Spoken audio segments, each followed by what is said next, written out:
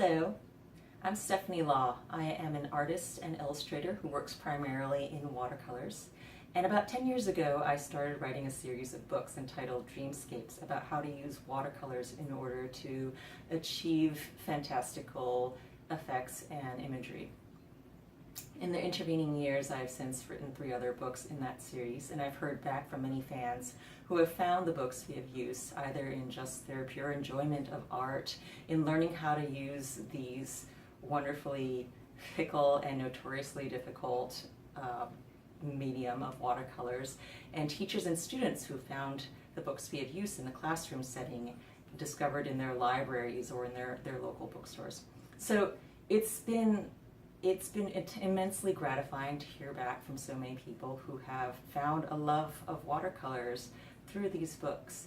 But one of the questions that I have been receiving of late, especially in this day and age where video is so easily disseminated, is a request to have some video supplement to go along with the material that I cover in the books.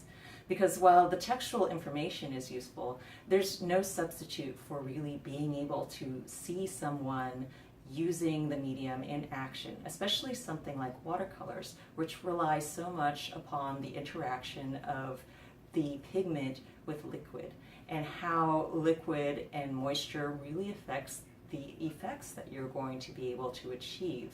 A lot of this is stuff that you can learn on your own through experience, or alternatively by watching someone in action doing it.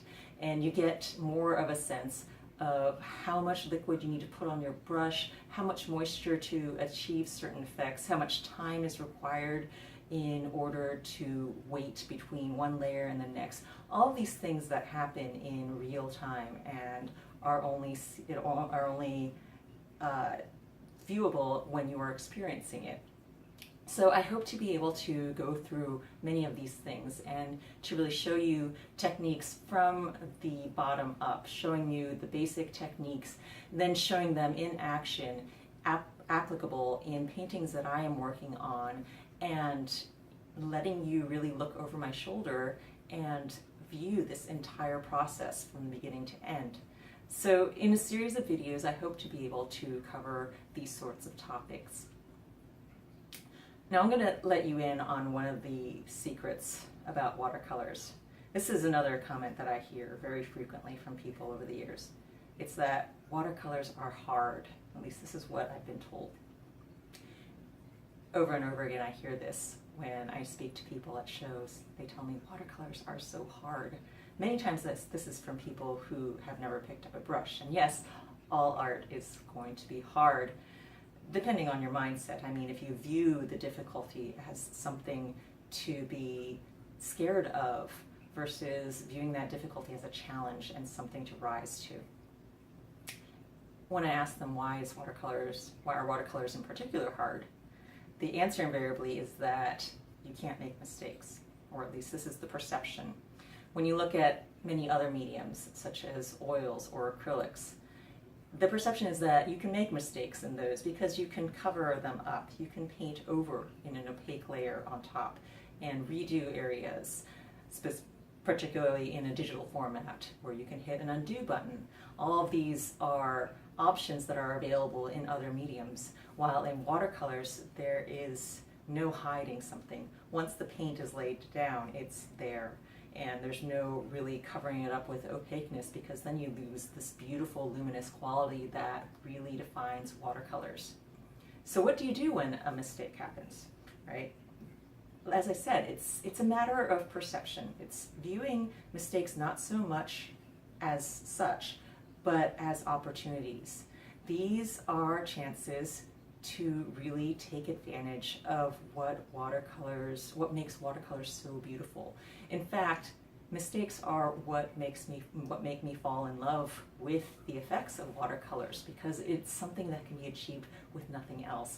Often the most beautiful effects, the most stunning transitions of colors or textures come about in an unintended way, and these are accidents that occur when liquid meets pigment meets dry paper, and all of these things will affect how the the liquid flows across your page. And these are chances to really then look at what you have in front of you and see it as an opportunity to explore fantastic, beautiful texture and color shifts. And learning to use watercolors then is really an experience of learning to not be afraid of mistakes, learning to understand that these are all going to be opportunities to make your art even better and more individual, and to really let the luminosity of watercolors show through. So over the course of these videos, I hope that you will join me in exploring a lot of accidents, opportunities, and seeing what we can discover together. For those of you who have followed me more recently, you know that I am not strictly a traditional watercolor painter. In fact, I call it my kitchen sink technique because I basically throw anything and everything I have around me at my canvases. I still primarily focus on watercolors as my main medium, but I will supplement it with many other things that are all around me, and I'll experiment and I'll try out things, and I hope to find other accidental results that can be turned into beauty. So that's the other element that I want to explore in these videos, showing you some of these techniques that really are things that I've discovered on my own, and I hope that you also are inspired then to explore and try out different things of your own as well, and find other kinds of results that can turn into beauty. So I hope that you stick around and join me in future videos. Thank you very much.